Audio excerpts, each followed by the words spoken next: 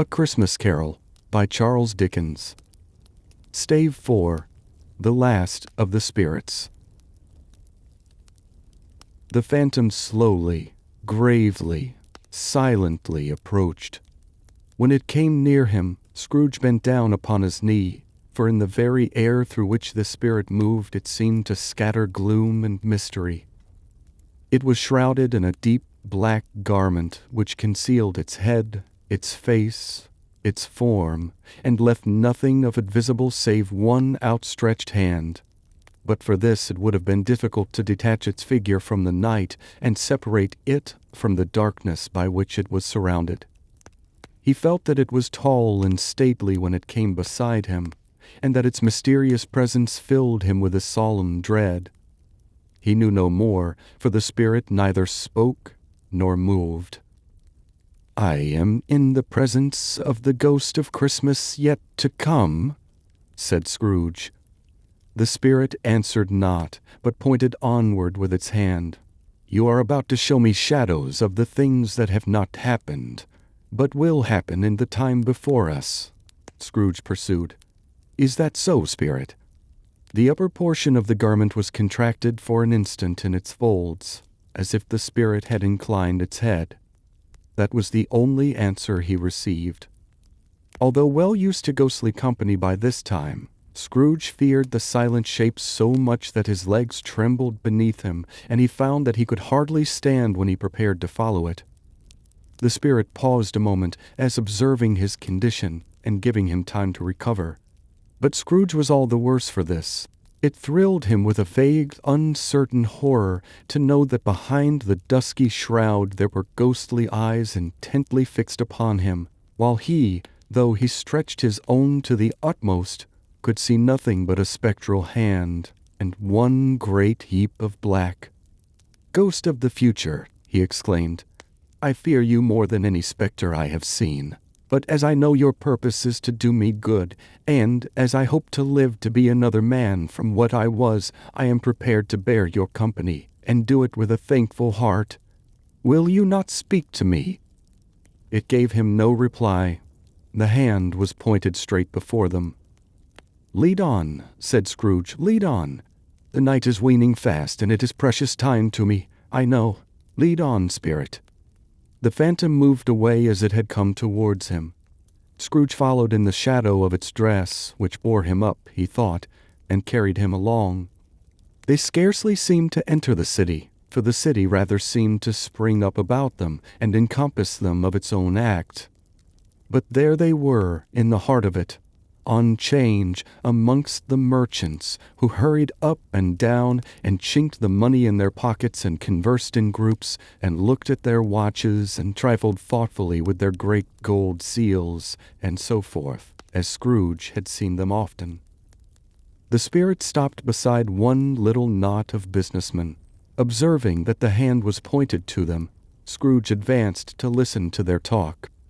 "No," said a great fat man with a monstrous chin, "I don't know much about it either way.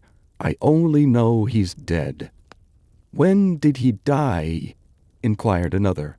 "Last night, I believe." "Why, what was the matter with him?" asked a third, taking a vast quantity of snuff out of a very large snuff-box. "I thought he'd never die." "God knows," said the first, with a yawn. "What has he done with his money?" asked a red-faced gentleman with a pendulous excrescence on the end of his nose that shook like the gills of a turkey-cock. "I haven't heard," said the man with the large chin, yawning again. "Left it to his company, perhaps. He hasn't left it to me, that's all I know." This pleasantry was received with a general laugh. "It's likely to be a very cheap funeral," said the same speaker. "For upon my life, I don't know of anybody to go to it. Suppose we make up a party and volunteer." "I don't mind going if a lunch is provided," observed the gentleman with the excrescence on his nose. "But I must be fed if I make one." Another laugh. "Well, I am the most disinterested among you after all," said the first speaker, "for I never wear black gloves, and I never eat lunch. but I'll offer to go if anyone else will. When I come to think of it, I'm not at all sure that I wasn't his most particular friend, for we used to stop and speak whenever we met. Bye-bye." Speakers and listeners strolled away and mixed with other groups. Scrooge knew the men and looked towards the spirit for an explanation. The phantom glided on into a street. Its finger pointed at two persons meeting. Scrooge listened again, thinking that the explanation might lie here. He knew these men also perfectly. They were men of business, very wealthy, and of great importance. He had made a point always of standing well in their esteem, in a business point of view, that is, strictly in a business point of view.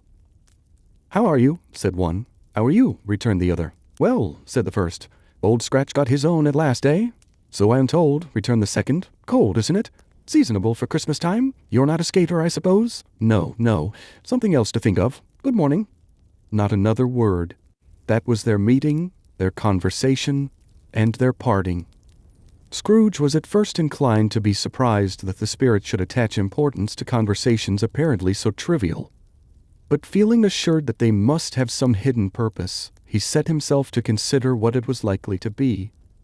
They could scarcely be supposed to have any bearing on the death of Jacob, his old partner, for that was past, and this ghost province was the future. Nor could he think of anyone immediately connected with himself to whom he could apply them. But nothing doubting that, to whomever they applied, they had some latent moral for his own improvement. He resolved to treasure up every word he heard and everything he saw, and especially to observe the shadow of himself when it appeared. For he had an expectation that the conduct of his future self would give him the clue he missed, and would render the solution of these riddles easy. He looked about in that very place for his own image, but another man stood in his accustomed corner, and though the clock pointed to his usual time of day for being there, he saw no likeness of himself among the multitudes that poured in through the porch. It gave him little surprise, however, for he had been revolving in his mind a change of life, and thought and hoped he saw his newborn resolutions carried out in this. Quiet and dark, beside him stood the phantom with its outstretched hand. When he roused himself from his thoughtful quest, he fancied from the turn of the hand and its situation in reference to himself that the unseen eyes were looking at him keenly. It made him shudder and feel very cold. They left the busy scene and went into an obscure part of town where Scrooge had never penetrated before, although he recognized its situation and its bad repute. The ways were foul and narrow, the shops and houses wretched, the people half-naked, drunken, slipshod, ugly. Alleys and archways, like so many cesspools, disgorged their offenses of smell and dirt and life upon the straggling streets, and the whole quarter reeked with crime, with filth, with misery. Far in this den of infamous resort there was a low-browed, beetling shop below a penthouse roof, where iron, old rags, bottles, bones, and greasy offal were bought. Upon the floor within were piled up heaps of rusty keys, nails, chains, hinges, files, scales, weights, and refuse iron of all kinds. Secrets that few would like to scrutinize were bred and hidden in mountains of unseemly rags, masses of corrupted fat, and sepulchres of bones. Sitting in among the wares he dealt in, by a charcoal stove made of old bricks, was a gray-haired rascal, nearly 70 years of age, who had screened himself from the cold air without by a frosty curtaining of miscellaneous tatters hung upon a line, and smoked his pipe in all the luxury of calm retirement. Scrooge and the phantom came into the presence of this man, just as a woman with a heavy bundle slunk into the shop. But she had scarcely entered when another woman, similarly laden, came in too, and she was closely followed by a man in faded black, who was no less startled by the sight of them than they had been upon the recognition of each other. After a short period of blank astonishment, in which the old man with the pipe had joined them, they all three burst into a laugh. "Let the charwoman alone to be the first," cried she who had entered first. "Let the laundress alone to be the second, and the undertaker's man alone to be the third. Look here, old Joe, here's a chance, if we haven't all three met here without meaning it." "You couldn't have met in a better place," said old Joe, removing his pipe from his mouth. "Come into the parlor. You were made free of it long ago, you know, and the other two ain't strangers. Stop till I shut the door of the shop. Ah, how it shrieks! There ain't such a rusty bit of metal in the place as its own hinges, I believe, and I'm sure there's no such old bones here as mine. Ha ha! We're all suitable to our calling, we're well matched. Come into the parlor, come into the parlor." The parlor was the space behind the screen rags. The old man raked the fire together with an old stair-rod, and having trimmed his smoky lamp, for it was night, with the stem of his pipe, put it in his mouth again.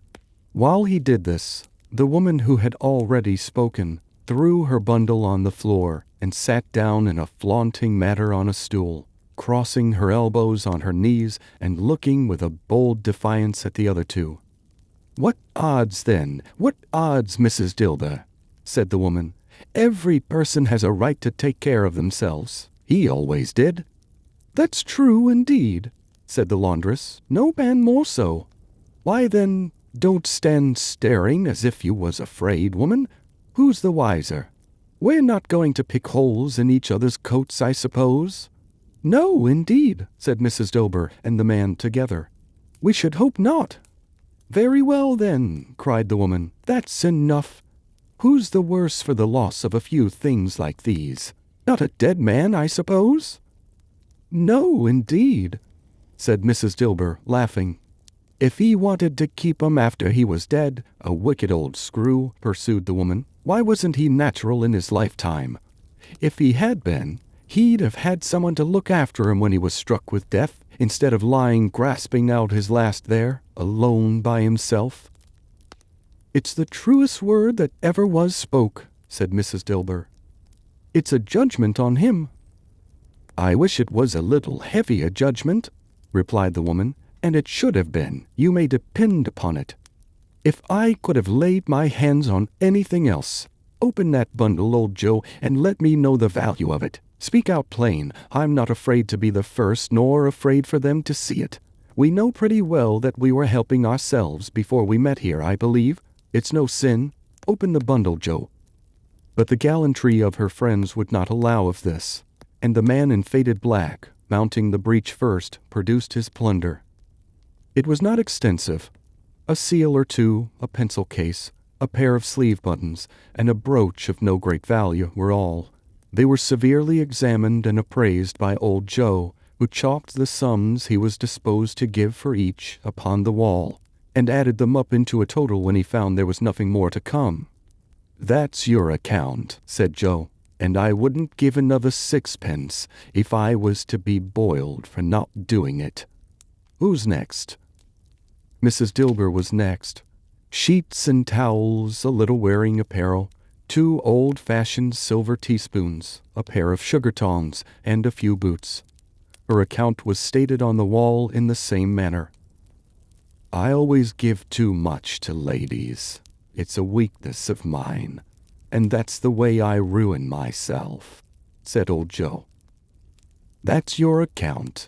If you asked me for another penny and made it an open question, I'd repent for being so liberal and knock off half a crown." "And now undo my bundle, Joe," said the first woman. Joe went down on his knees for the greater convenience of opening it, and having unfastened a great many knots, dragged out a large and heavy roll of some dark stuff. "What do you call this?" said Joe. "Bed curtains." "Ah," returned the woman, laughing and leaning forward on her crossed arms. "Bed curtains. You don't mean to say you took 'em down, rings and all, with him lying there?" said Joe. "Yes, I do," replied the woman. "Why not?" "You were born to make your fortune," said Joe, "and you'll certainly do it." "I certainly shan't hold my hand when I can get anything in it by reaching it out, for the sake of such a man as he was, I promise you, Joe," returned the woman coolly. "Don't drop that oil upon the blankets now." "His blankets?" asked Joe. "Who else's, do you think?" replied the woman. "He isn't likely to take cold without 'em, I dare say." "I hope he didn't die of anything catching, eh?" said old Joe, stopping in his work and looking up. "Don't you be afraid of that," returned the woman. "I'd so fond of his company that I'd loiter about him for such things if he did. Ah, you may look through that shirt till your eyes ache, but you won't find a hole in it, nor a threadbare place. It's the best he had, and a fine one, too. They'd have wasted it if it hadn't been for me." "What do you call wasting it?" asked old Joe. "Putting it on him to be buried in, to be sure," replied the woman with a laugh. "Somebody was fool enough to do it, but I took it off again. If calico ain't good enough for such a purpose, it isn't good enough for anything. It's quite as becoming to the body. He can't look uglier than he did in that one." Scrooge listened to this dialogue in horror, as they sat grouped about their spoil in the scanty light afforded by the old man's lamp. He viewed them with a detestation and disgust which could hardly have been greater, though they had been obscene demons marketing the corpse itself. "Ha ha!" laughed the same woman, when old Joe, producing a flannel bag with money in it, told out their several gains upon the ground. "This is the end of it, you see. He frightened everyone away from him when he was alive, to profit us when he was dead. Ha ha ha!" "Spirit," said Scrooge, shuddering from head to toe. I see.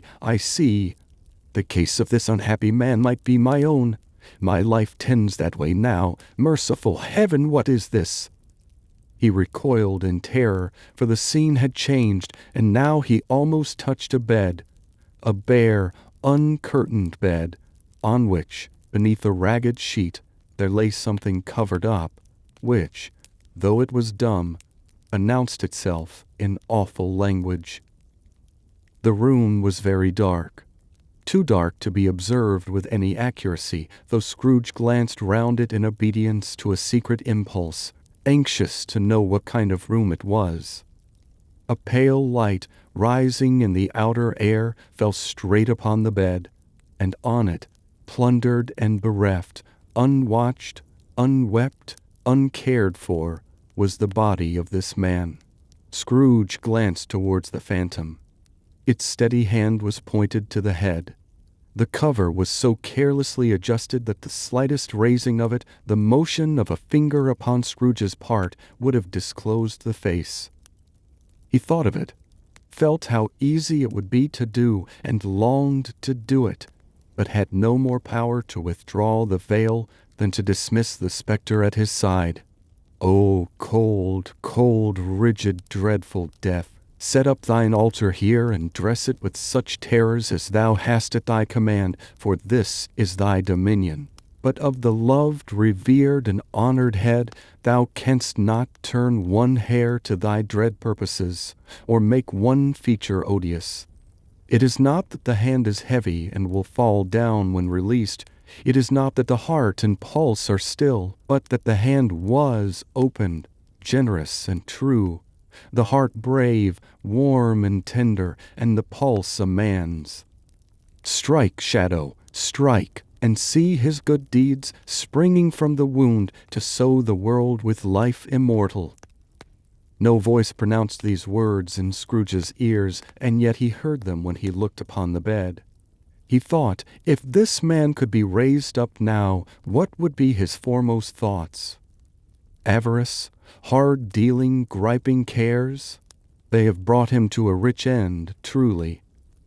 He lay in the dark, empty house, with not a man, a woman, or a child to say that he was kind to me in this or that, and for the memory of one kind word I will be kind to him.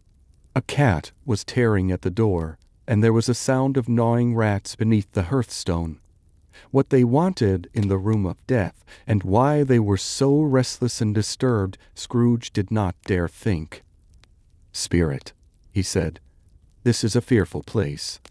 In leaving it, I shall not leave its lesson, trust me. Let us go." Still the ghost pointed with an unmoved finger to the head. "I understand you, Spirit," Scrooge returned, "and I would do it if I could, but I have not the power, Spirit. I have not the power." Again it seemed to look upon him. "If there is any person in this town who feels emotion caused by this man's death," said Scrooge, quite agonized, "show that person to me, Spirit, I beseech you." The phantom spread its dark robe before him for a moment, like a wing, and withdrawing it revealed a room by daylight, where a mother and her children were. She was expecting someone, and with anxious eagerness, for she walked up and down the room, started at every sound, looked out from the window, glanced at the clock, tried, but in vain, to work with her needle, and could hardly bear the voices of the children in their play. At length the long-expected knock was heard. She hurried to the door and met her husband, a man whose face was careworn and depressed, though he was young. There was a remarkable expression in it now, a kind of serious delight of which he felt ashamed and which he struggled to repress. He sat down to the dinner that had been hoarding for him by the fire, and when she asked him faintly what news, which was not until after a long silence, he appeared embarrassed how to answer. "Is it good news," she said, "or bad?" To help him. "Bad," he answered. "Are we quite ruined?" "No. There is hope yet, Caroline." "If he relents," she said, amazed, "there is. Nothing is past hope if such a miracle has happened." "He is past relenting," said her husband. "He is dead." She was a mild and patient creature, if her face spoke truth, but she was thankful in her soul to hear it, and she said so with clasped hands. She prayed forgiveness the next moment and was sorry, but the first was the emotion in her heart. "What the half-drunken woman whom I told you of last night said to me, when I tried to see him and obtain a week's delay, and what I thought was a mere excuse to avoid me, turns out to have been quite true. He was not only very ill, but dying then. To whom will our debt be transferred? I don't know, but before that time we shall be ready with the money, and even though we were not, it would be a bad fortune indeed to find so merciless a creditor and his successor. We may sleep tonight with light hearts, Caroline." Yes, soften it as they would, their hearts were lighter. The children's faces, hushed and clustered round to hear what they so little understood, were brighter, and it was a happier house for the man's death. The only emotion that the ghost could show him, caused by the event, was one of pleasure. "Let me see some tenderness connected with a death," said Scrooge, "or that dark chamber spirit which we left just now will be forever present to me." The ghost conducted him through several streets familiar to his feet, and as they went along, Scrooge looked here and there to find himself, but nowhere was he to be seen. They entered poor Bob Cratchit's house, the dwelling he had visited before, and found the mother and the children seated round the fire. Quiet, very quiet. The noisy little Cratchits were as still as statues in one corner, and sat looking up at Peter, who had a book before them. The mother and her daughters were engaged in sewing, but surely they were very quiet. And he took a child and set him in the midst of them. Where had Scrooge heard those words? He had not dreamed them. The boy must have read them out as he and the spirit crossed the threshold. Why did he not go on? The mother laid her work upon the table and put her hand up to her face. "The color hurts my eyes," she said. "The color? Oh, poor Tiny Tim." "They're better now," said Cratchit's wife. "It makes them weak by candlelight, and I wouldn't show weak eyes to your father when he comes home for the world. It must be near his time." "Past it, rather," Peter answered, shutting up his book. But I think he has walked a little slower than he used these last few evenings, Mother." They were very quiet again. At last she said, and in a steady, cheerful voice that only faltered once, "I have known him to walk with Tiny Tim upon his shoulder very fast indeed." "And so have I," cried Peter, "often." "And so have I," exclaimed another. So had all. "But he was very light to carry," she resumed, intent upon her work. "And his father loved him so that it was no trouble, no trouble. And there is your father at the door." She hurried out to meet him, and little Bob in his comforter, he had need of it, poor fellow, came in. His tea was ready for him on the hob, and they all tried who should help him to it most. Then the two young Cratchits got upon his knees and laid, each child a little cheek against his face, as if they said, "Don't mind, father, don't be grieved." Bob was very cheerful with them, and spoke pleasantly to all the family. He looked at the work upon the table and praised the industry and speed of Mrs. Cratchit and the girls. They would be done long before Sunday, he said. "Sunday? You went today then, Robert?" said his wife. "Yes, dear," returned Bob. "I wish you could have gone. It would have done you good to see how green the place is. But you'll see it often. I promised him that I would walk there on a Sunday." "My little child," cried Bob. "My little child." He broke down all at once. He couldn't help it. If he could have helped it, he and his child would have been farther apart perhaps than they were. He left the room and went upstairs into the room above, which was lighted cheerfully and hung with Christmas. There was a chair set close beside the child, and there were signs of someone having been there lately. Poor Bob sat down in it, and when he had thought a little and composed himself, he kissed the little face. He was reconciled to what had happened, and went down again, quite happy. They drew about the fire and talked, the girls and mother working still. Bob told them of the extraordinary kindness of Mr. Scrooge's nephew, whom he had scarcely seen but once, and who, meeting him in the street that day, had seen that he looked a little, just a little down, you know, said Bob. Inquired what had happened to distress him. On which, said Bob, "For he is the pleasantest spoken gentleman you ever heard," I told him, "I am heartily sorry for it, Mr. Cratchit," he said, "and heartily sorry for your good wife. By the by, how he ever knew that, I don't know." "Knew what, my dear?" "Why, that you are a good wife," replied Bob. "Everybody knows that," said Peter. "Very well observed, my boy," cried Bob. "I hope they do. Heartily sorry," he said, "for your good wife. If I can be of any service to you in any way," he said, giving me his card, "that's where I live. Pray come to me." Now it wasn't, cried Bob, for the sake of anything he might be able to do for us, so much as for his kind way, that this was quite delightful. It really seemed as if he had known our Tiny Tim, and felt with us. "I'm sure he's a good soul," said Mrs. Cratchit. "You'd be surer of it, my dear," returned Bob, "if you saw and spoke to him. I shouldn't be at all surprised, mark what I say, if he got Peter a better situation." "Only hear that, Peter," said Mrs. Cratchit. "And then," cried one of the girls, "Peter will be keeping company with someone, and setting up for himself." "Get along with you," retorted Peter, grinning. "It's just as likely as not," said Bob, "one of these days. Though there's plenty of time for that, my dear. But however and whenever we part from one another, I am sure we shall none of us forget poor Tiny Tim, shall we? Or this first parting that there was among us." "Never, father," cried they all. "And I know," said Bob, "I know, my dears, that when we recollect how patient and how mild he was, although he was a little child, we shall not quarrel easily among ourselves, and forget poor Tiny Tim in doing it." "No, never, father," they all cried again. "I am very happy," said little Bob. "I am very happy." Mrs. Cratchit kissed him, his daughters kissed him, the two young Cratchits kissed him, and Peter and himself shook hands. "Spirit of Tiny Tim, thy childish essence was from God." "Spectre," said Scrooge. "Something informs me that our parting moment is at hand. I know it, but I know not how.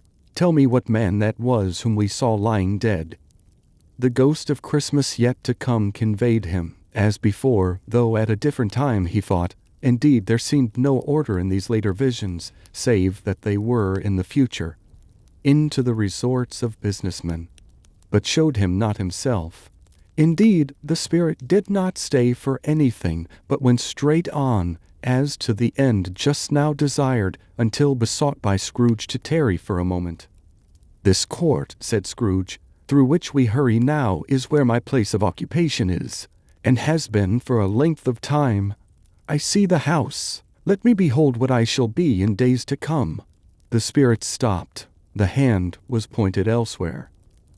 "The house is yonder," Scrooge exclaimed. "Why do you point away?" The inexorable finger underwent no change. Scrooge hastened to the window of his office and looked in. It was an office still, but not his. The furniture was not the same, and the figure in the chair was not himself. The phantom pointed as before. He joined it once again, and wondering why and whither he had gone, accompanied it until they reached an iron gate. He paused to look round before entering. A churchyard. Here, then, the wretched man whose name he had now to learn lay underneath the ground. It was a worthy place, walled in by houses, overrun by grass and weeds, the growth of vegetation's death, not life, choked up with too much burying, fat with repleted appetite. A worthy place. The spirit stood among the graves and pointed down to one. He advanced towards it, trembling. The phantom was exactly as it had been, but he dreaded that he saw a new meaning in its solemn shape. "Before I draw nearer to that stone to which you point," said Scrooge, "answer me one question. Are these the shadows of things that will be, or are they shadows of things that may be only?" Still the ghost pointed downward to the grave by which it stood. "Men's courses will foreshadow certain ends, to which, if persevered in, they must lead," said Scrooge. "But if the courses be departed from, the ends will change. Say it is thus with what you show me." The spirit was immovable as ever. Scrooge crept towards it, trembling as he went, and following the finger, read upon the stone of the neglected grave his own name, Ebenezer Scrooge. "Am I that man who lay upon the bed?" he cried upon his knees. The finger pointed from the grave to him and back again. "No, spirit! Oh, no, no!" The finger still was there.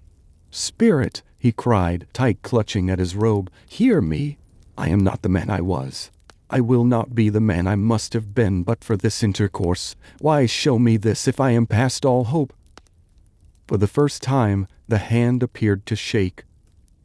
"Good spirit," he pursued, as down upon the ground he fell before it, "your nature intercedes for me and pities me. Assure me that yet I may change these shadows you have shown me by an altered life." The kind hand trembled. "I will honor Christmas in my heart and try to keep it all the year. I will live in the past, the present, and the future. The spirits of all three shall strive within me. I will not shut out the lessons that they teach. Oh, tell me I may sponge away the writing on this stone." In his agony he caught the spectral hand. It sought to free itself, but he was strong in his entreaty and detained it. The spirit, stronger yet, repulsed him. Holding up his hands in a last prayer to have his fate reversed, he saw an alteration in the phantom's hood and dress. It shrunk, collapsed, and dwindled down into a bedpost. End of Stave 4.